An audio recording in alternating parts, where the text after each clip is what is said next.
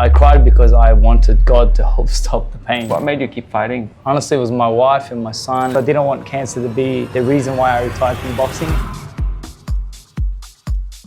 Hi, my name is Ibib Mubaddir and I'm the creative director at Esca Group. I'm here with my friend Billy. I can intro you and give you the biggest intro, but I think you tell us about what you do and who you are as a person. I'm Billy Dib, former two-time boxing world champion and most recently a cancer survivor. I had an illustrious boxing career. I traveled the world, made a lot of friends, and 3 or 4 weeks ago I was given the illustrious award of Ring Magazine Comeback of the Year after going through my battle with cancer. I decided to come back and have one more fight as a farewell. But I didn't want cancer to be the reason why I retired from boxing. I didn't want to be defined by the cancer. So I had a comeback fight, I won, and then I decided to retire that night. A few weeks later, I received the call from His Excellency Turki Sheikh and his team inviting me to London to be given this amazing award in front of some of the greatest fighters. And I feel that that moment was the defining moment of my boxing career because I was brought up onto a stage and recognized in front of some of the greatest fighters of all times. Wow. Well, I remember at the back of your cancer fight, which is probably the biggest fight you've ever had. Yeah. Any person can ever have. And I remember you battling through it and telling me about it. It was very live at the time. And I still remember those conversations that we had and you going through that process, not knowing if you were going to make it or not. And to be past it and then to be in the place that you are in today, does that feel real to you? I mean, what you've been through in the last couple of years is insane. I sometimes feel that a human needs to go through certain things, and I feel like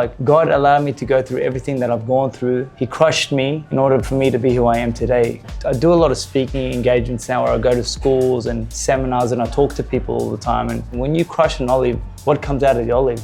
Oil. Olive oil tastes really nice, and sometimes a human needs to be crushed in order to get the greatness out of him. Every human has greatness within them because we are children of God, and God is the greatest being. You were, in my eyes, a very great human being even before your battle with cancer. What greatness came out that wasn't there? The most valuable thing that I learned about myself when I had cancer was that time was something that I was taking for granted. Time is something that's not promised to any of us. Time is a gift that's given to us by God, and it can be taken away at any time. And so I started to look back at where am I spending my time? Who am I spending my time with? Who should I be giving my time to? You know, one of the most exciting things that I've been working on is my children's book, which is called Boys Do Cry. And this is a book about empowering young kids to know that it's okay to express your feelings, especially in the world that we live in today where there's so much pain and so much hurt. I want every kid to know, not just my son, that it's okay to express yourself. Ask for help, come to mum, come to dad. Don't feel like you're in this on your own. Amazing. My friend Mitch, he has actually his own charity called Heart on My Sleeve. Okay. Vouches for a similar message, but not just for kids, which is a beautiful thing that you're starting all the way from the younger age and teaching them that. We're meant to express emotion, we're meant to express anger. The truth is that this book was written based on some things that happened to me, and at times told not to express myself. Truth be told, that when I was going through a few personal things and I didn't express myself and I didn't ask for help, I just kept on making mistake after mistake. And it wasn't until that I let my guard down and said, you know what, I actually need help. You know, I cried for help. Once I reached out for that help and I got it, I healed. Sometimes you need that person who is older than you, wiser than you, to tell you that, look, this is the direction you need to take. And I can honestly say that the greatest thing that I ever did in my life was link up with a mentor. My mentor is a gentleman by the name of Sid David, who's an amazing man, who's basically my life partner now in regards to everything that I'm doing business-wise. He's a very smart man, very intelligent, and he's actually helped me triple and quadruple my wealth since I've connected with him 5 years ago. So, you know, worth the investment?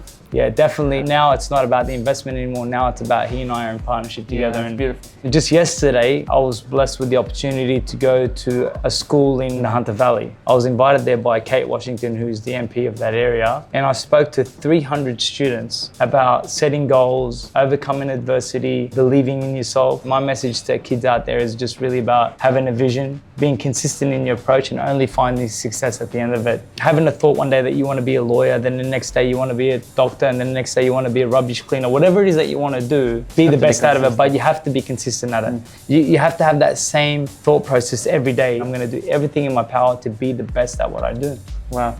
And you are the best at what you do, Billy. And it's so beautiful watching you from twice world champion to beating cancer and now to being a keynote speaker and helping so many kids and now release it. You're an author. Such a beautiful journey. So you're gonna eat 3 things today. They're gonna come one after the other. If there's a dish that you would order again, and be honest, press yes. If it's a dish that you won't order again, it's not to your liking, press no. Okay. The yes is strategically positioned closer to you. Yes. If you press no, the chair will fall backwards and you will hurt yourself. You don't want to just no. Can I get you both to close your eyes? Okay, you can now open your eyes. It looks like something that's crispy on the bottom with a little bit of maybe sour cream on it, capsicum on top or something like that, or Chili. chili, because chili, all right. Let me ask you a question. Is this one of those things that you put right in your mouth, or what do you do? I would cut it in half, I'm gonna only cut it because half. you get the flavors more.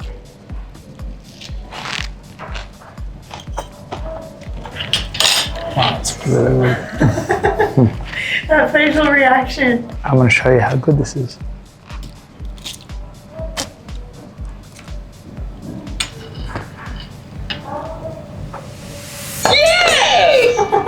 It's good, huh? Amazing. The inspiration is batata harra. Okay, wow, that's really incredible. I've actually had batata harra before, but not in that form. Obviously, my mum cuts the potatoes up, puts a bit of like kuzabran and stuff around it, a little bit of chili, but not like that where it's crispy. No, that's it's not like that's that. incredible. Better than the OG, I'd Oh, say. wow, that's a lot better. Sorry, mum. Billy's mum, I'll bring you one and then you can test it Yeah, for mum, yourself. you It's- definitely need to try this, mum. You're gonna understand. I'm really sorry, mum.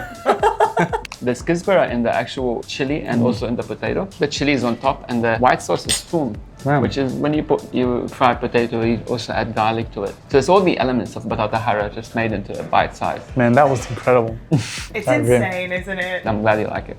That's a beautiful book. Thank you so Like, much. that's gonna change so many people's lives. I hope so. I'm actually releasing it in English, Arabic, Spanish, German, Japanese, and Indonesian. I'm actually hoping that this book sells, I'm gonna be humble and say 100,000 copies. Once you read it, you'll understand. It's about inclusivity. It's about reaching out and helping people. And like, I've been through things, and why go through it without learning from my experience? Like, you know, it's like, why make that mistake? If you've got a younger brother and you've made a mistake in your life, you tell him about it. Why? So he doesn't make the mistake again. Why do you want to make that mistake one more time? There's no need. Learn from me. Don't make that mistake. Ask for help. And also show that it's actually even more brave for you to cry and let the emotions out and talk about your feelings. Oh, believe me, I cry all the time. That's just how I express myself. It's funny because twice world champion, imagine all the pain that you've had to endure to get to become a world champion twice. It's so contradictory to what people or the perception of the public. I never cried because I was scared of dying or anything. I cried because of the pain. I cried because I wanted God to help stop the pain, you know what I mean? Obviously, I wouldn't cry in front of my mum and dad at the hospital because I didn't want them to feel that I was going. I only cried in front of my dad once, and it was really hard for him to see that. And for someone like him to cry because of pain, imagine what kind of pain that is. Yeah.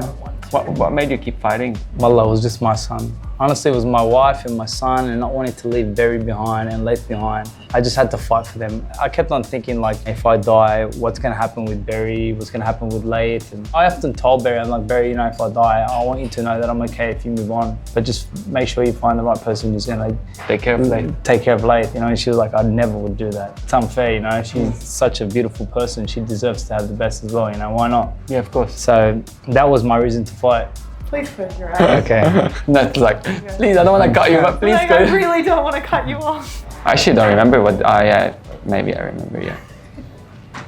Okay. Oh my god, this smells unreal. Okay, feel free to open your eyes. Wow. It's crispy again. That's one of the few dishes I have never seen before.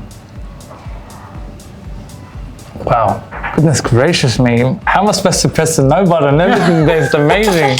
It's a really nice sort of meat. Does it have like a bit of an eggplant taste to it? The bottom? Yeah. Zucchini. Very, very nice. What's on the top? Because that tastes amazing. It's like a yogurty, garlicky with a bit of tahini. Obviously some sort of olive oil on it, correct? Lots of olive oil, yeah. Wow, I can taste the olive oil. It tastes great. Oh my God.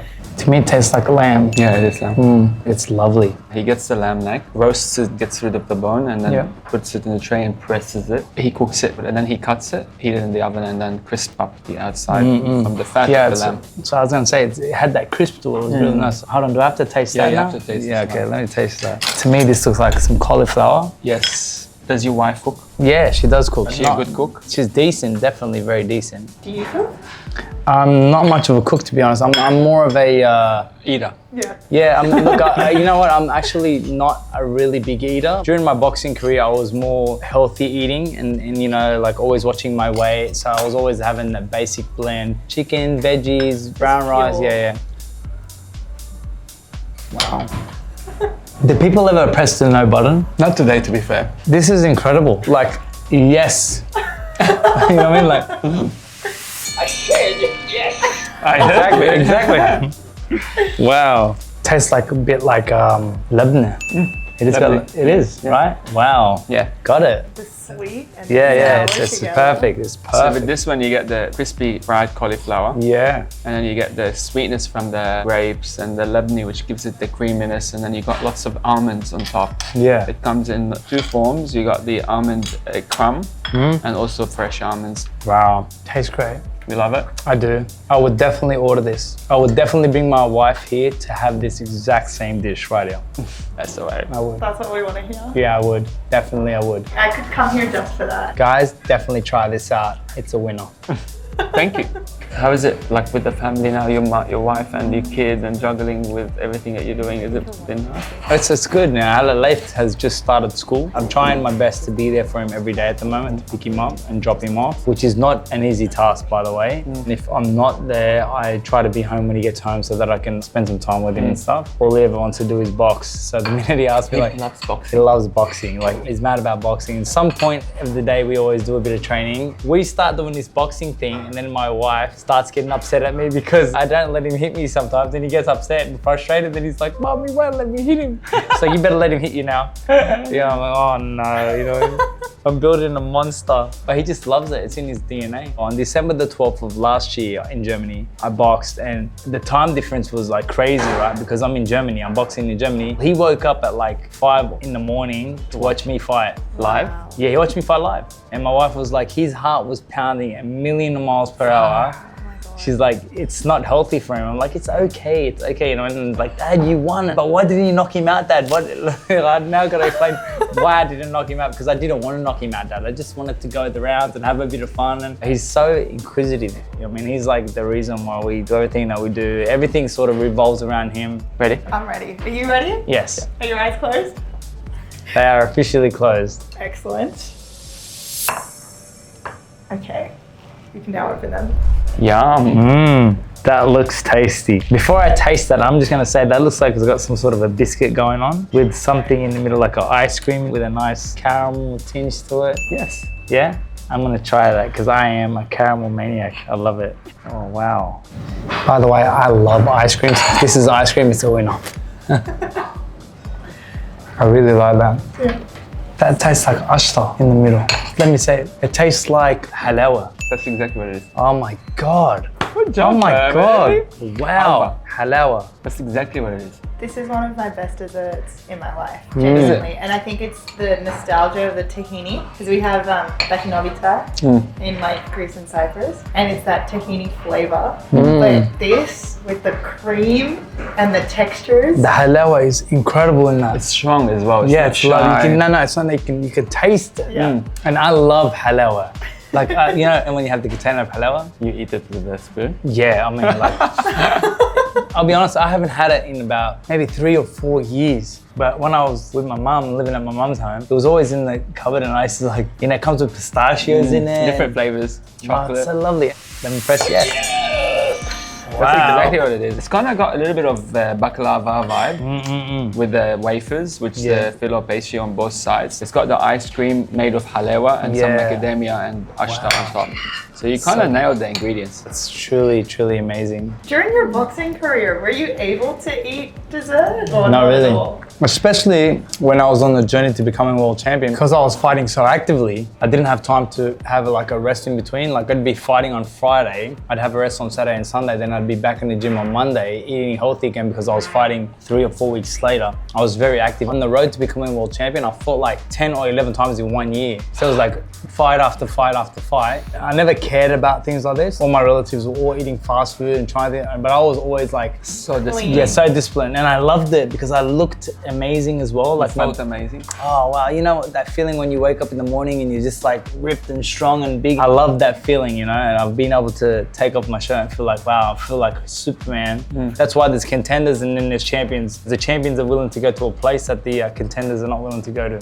Was cancer your biggest fight? Definitely. Cancer was definitely the most difficult battle of my life. I've never ever faced an opponent like cancer. I was really grateful that God gave it to me and not to any of my siblings or my son or any of my nieces and nephews, because I was like, this is nearly impossible to overcome. And if anyone can do it, I can do it. I'm a fighter. I was born a fighter, so I can fight my way through this. But yeah, It tested you. man, it tested me. Like I was on the ropes. It was round 12. I was swinging like a rusty gate, you know what I mean? No joke. Just trying to survive. Well, I'm so grateful to God that He's blessed you Thank to you. be with us today. Time for another segment. Unless you want another mouthful. How good is it? I'm good. You know what it is? I actually really enjoy being around you too, Allah. You only have that with certain people. It comes naturally, you can't force it. Exactly. And it's very special. You can't force people You to can't. like people. You cannot. I think that what you guys are both describing is chemistry. Yeah. There's a lot of beautiful people in the world, but there's not, at least for me, there's a handful of people where that chemistry happens straight away. Yeah. And immediately, it's like your body responds to them. You're like, I feel safe, comfortable, I trust this person, and I really just met them. It's like you ringing me up and saying, hey, would you be interested? I'm like, right away, of course. You know, when people say fake it till you make it, there's a lot of people out there that are faking it, you know, and I don't like that. I think just be yourself. And if you can't make it being yourself, then there's an issue. Final segment of the show, we have a new concept and it's called Pitch Your Plate. Roles are reversing. Ibby's the one that gets access to the yes and no buzzer, and you get to pitch your dream venue or venture, Okay. and he will give you honest feedback and tell you whether or not it's something he'd want to invest in. This stems from watching movies and things like that. In order to think about something, you have to have seen it somewhere. An idea comes up in your head, and I always thought, you know what? Could you imagine if I had this like really cool restaurant that was just covered in memorabilia of my past fights?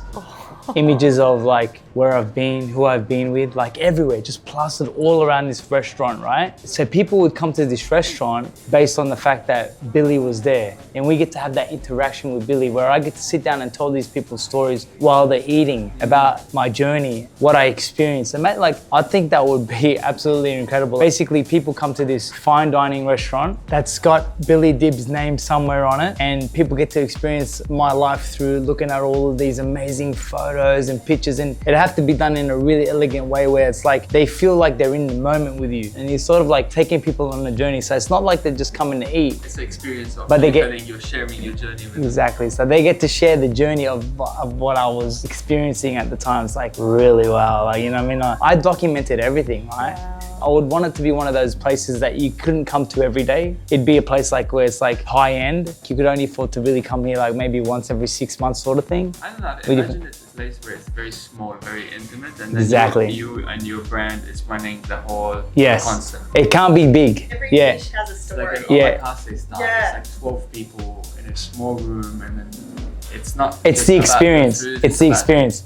And then you have to be the host. Of course. Otherwise it won't work. I've got to be the person that comes out and greets you and sits you down. I'm not the one taking the order. I'm the one who sits with you and shares these amazing. Yeah. So basically, it's like, I'm gonna paint it like this. You're at a charity function and you buy a night with Billy Dib. Yeah. And that night with Billy Dib is at that restaurant, Yeah. and you sit there, and that experience is that you and 12 of your friends are sitting with Billy Dib, and he's talking you through all of these amazing experiences. If there was an experience where I could do that with, say, Michael Jordan or Tiger Woods or some of these great athletes that have been around, I would definitely You do would, it. because if you love that person and Yeah. you know who they are and what they've been through, you would pay anything to be just in that room with them. You're not paying for the food, you're paying for The experience. time.